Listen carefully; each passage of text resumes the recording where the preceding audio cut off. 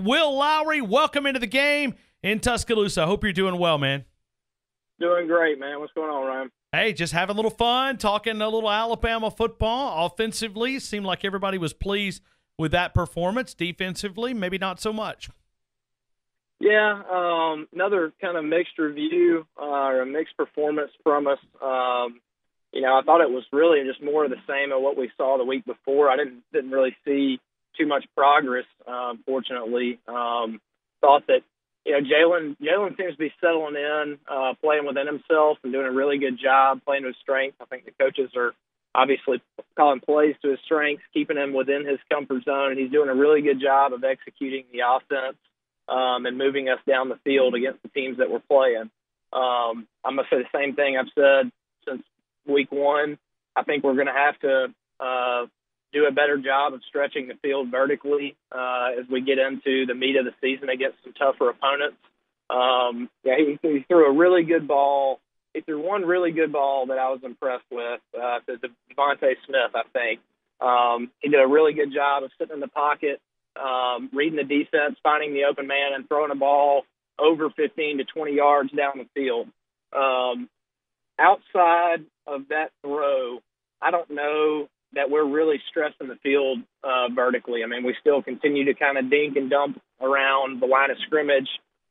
They're quick reads. So, again, against the competition that we're playing, it's working because we're that talented and that good across the board. But when we get to play some of these better teams, if and when we get back in a position to where we're playing at Clemson, we're going to have to be able to throw the ball over the top some and at least keep teams honest. So still some work to do there, but hopefully we can continue improving in the ground game. Our backfield is tremendous. We've got every single guy that's getting touches deserves at least a dozen carries a game. Unfortunately, we just don't have that many to go around right now. So been a lot of fun to watch those guys continue to impress every time they get an opportunity. Najee, Bo, Damien, all of them. Josh Jacobs getting back in it.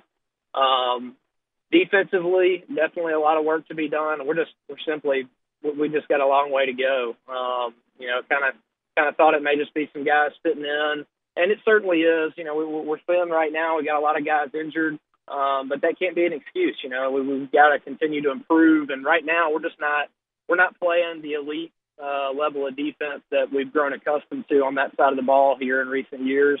So hopefully these guys can continue to improve. I mean, we've got a couple of good weeks of game film here against.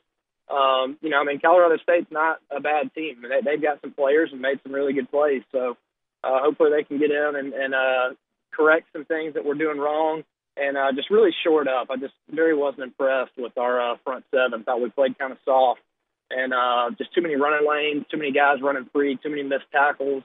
And I also think that I don't get the luxury of watching every play 10 times over and dissecting the game, but looks like we're rotating less guys up front, probably because of all the injuries and everything. And I don't know, maybe they're getting a little tired up front.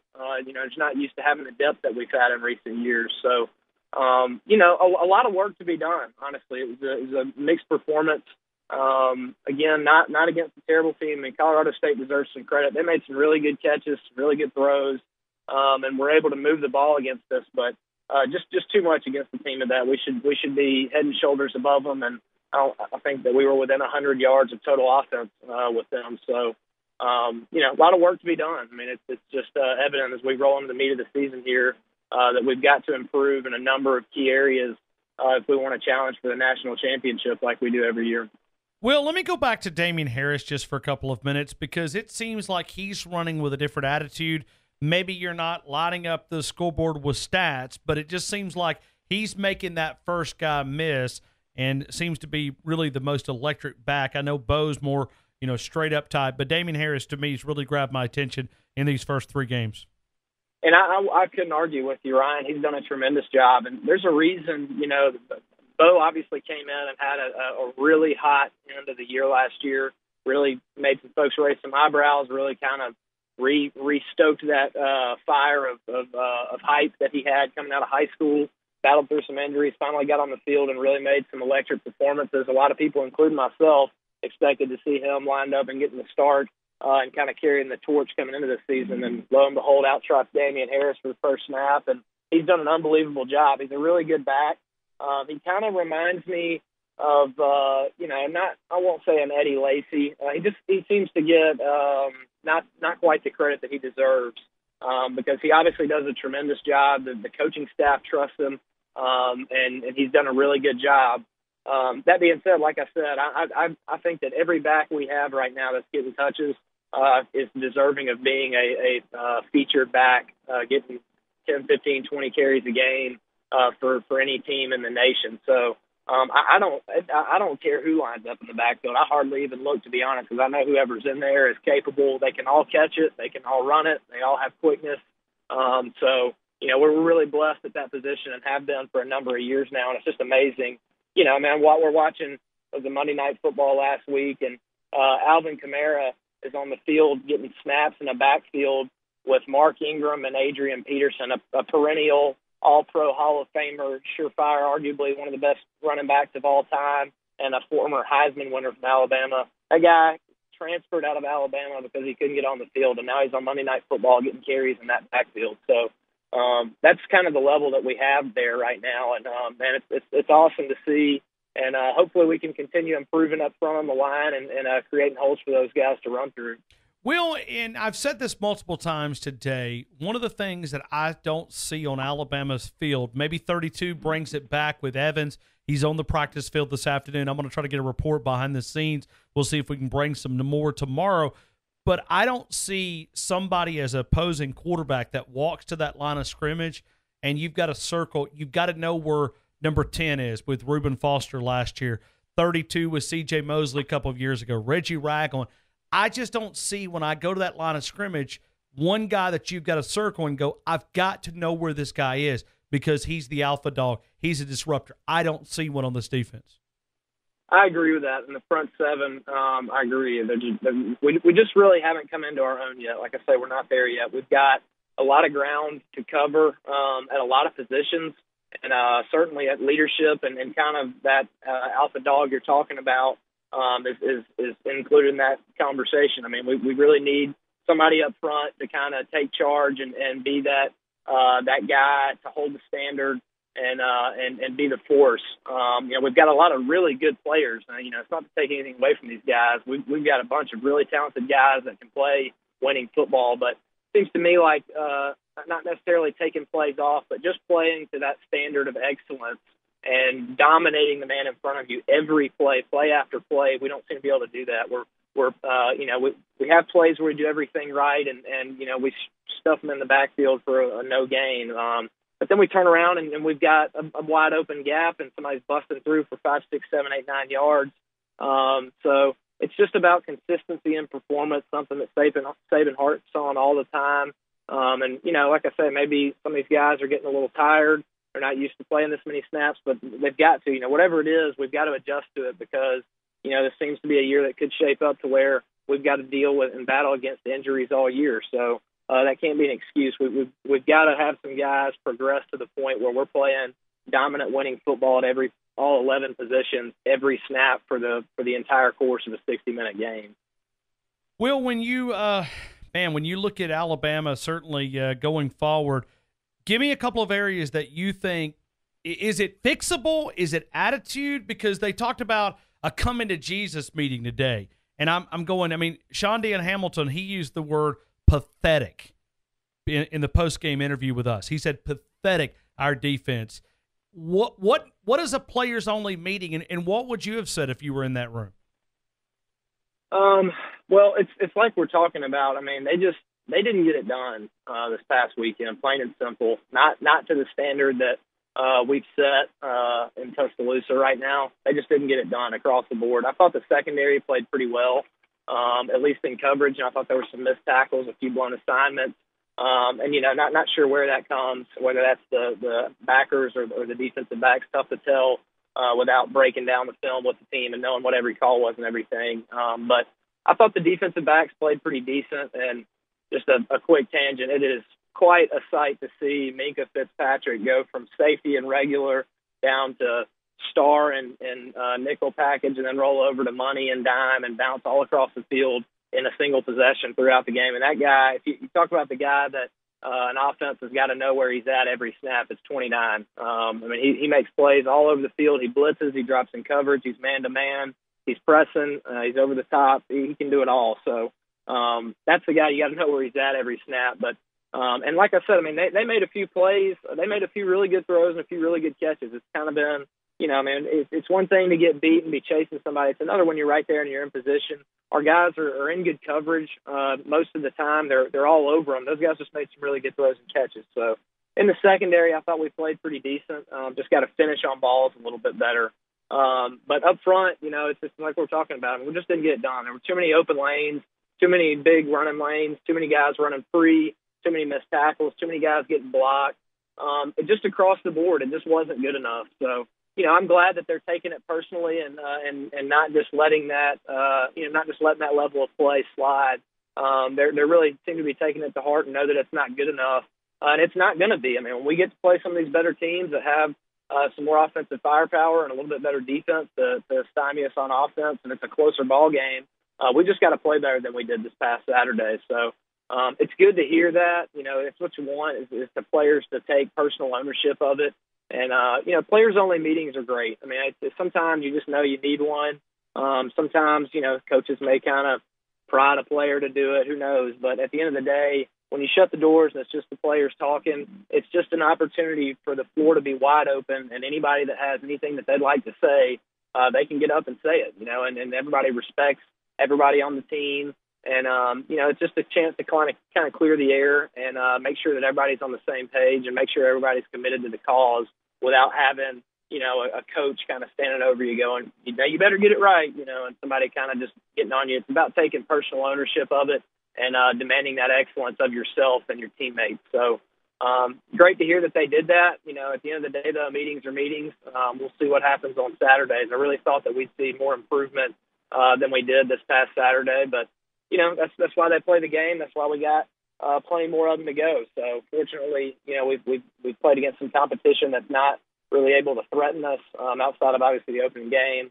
The last couple of games have been kind of a tune-up game, and we've needed some tuning up. So, we're about to play a really good Vandy team that's really improved a lot and has the ability to upset us, you know, if we're not on our game. I mean, they've got a good defense, and once you roll into the SEC any given Saturday, you know, anything can happen. So they really do need to get in the film room and be studying what we're doing wrong and what we're not executing on and how we can correct those things. And fortunately, we've got as good a staff as any in the nation's ever had. So, you know, they'll be pretty good at picking out where we're not getting the job done and how to fix it. So, just a lot of work left to do across the board. We just got to improve a lot.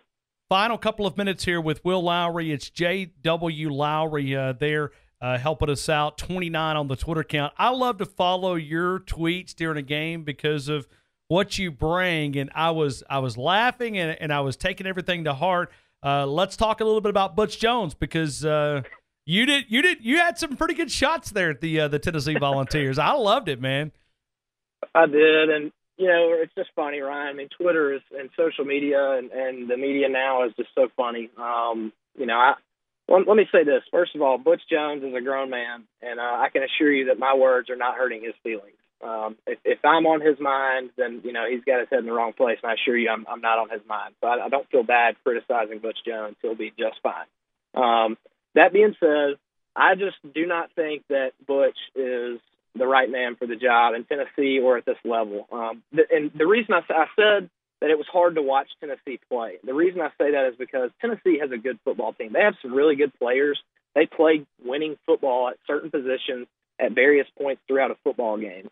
Unfortunately, they are undone by a coaching staff that consistently fails them at the most critical moments of games. And it's over and over again. And a lot of times it's inexcusable mistakes. You know, I mean, at the end of a ball game, when it's a tie ball game, a one possession game, or any possession, doesn't matter. The last play of the game, when you're on defense, you do not let the other team score. You practice prevent defense almost every single day in practice. And I had somebody say, well, isn't that kind of like the kick six? No, it's not, because your field goal unit team does not practice covering a short kickoff or a short field goal attempt and running down and covering the field. You practice prevent defense every day. And I don't care if you thought, well, they may throw it short, they may do this. The fact of the matter is, it's the last play of the ball game. You're tied, and you give up a Hail Mary. It's just inexcusable. So it just is painful for me to watch, and that's just one example. I mean, I could go on and on. They get in the red zone, they get a holding call, they get sacked, knock themselves out of field goal range. Man, they had so many opportunities to capitalize and win that game, and they just make mistakes that come back to coaching. It's the staff's job, it's the coaching staff's job, the head coach's job to put the players in the best position to win. And then it's up to the players to actually make those plays to win. They are not put in a position to be successful, and they haven't been with Butch. And I think that it's time for him to go. I think that Tennessee is too good of a program with too much history that demands a higher level and could honestly, I think, achieve a higher level with the team that they have if they had a different coaching staff in place that can instill, the right kind of discipline in them and, just make the right calls, put them in the right position, whatever. So, I just don't think that Butch is getting the job done. I think it's time for him to go. And, it's funny. I was watching the end of that game in a restaurant, and I couldn't hear the volume. Obviously, they had a bunch of games on. They just had them all on mute. And the game ended, and they went to the SEC network, and, they were all talking. I could see Gene Chizik up there talking. Didn't hear a word he said. I couldn't hear anything he said. And, fired off a tweet kind of just obviously jesting to me, but, saying, hey, we need to get, insinuating that Gene Chizik made the joke, hey, we need to get Butch a nice tie for when he's up here on set with me next weekend. And the amount of people that would pick up that hyperbole and run with it and try and act like it's serious was just comical. If anyone took half a second's time to read through my timeline and see the previous half dozen tweets that I've thrown out in the last few minutes, they would gather the context of the situation that I just am very short or very, very low on Tennessee's coaching staff and Butch Jones. I got the humor, man. I did. I looked at two guys in the media room, and I got to run a break because I'm up against the clock. But I loved it, man. I mean, listen, if you were right beside me, I'd have gave you a high five. But you've never been impressed with Butch Jones's elementary schemes, and we may have to continue this another day this week, man, because my producer's fixing to stand up and yell at me because I'm late going to this break. But I appreciate you, Will, for coming on, man, and I'll have to get you back on because, man, you're lighting it up, man. You're rolling on a Monday afternoon. It just, the truth hurts sometimes, and it's just, I don't know. People just like to stir the pot and make something out of nothing, but at the end of the day, I just would like to see Tennessee compete. It's a lot more fun when Tennessee has a really good football team. I think that they have the ability to be there, and I wish that they just didn't have a coach that didn't put them in a position to win when all those kids are playing so hard and could be there, So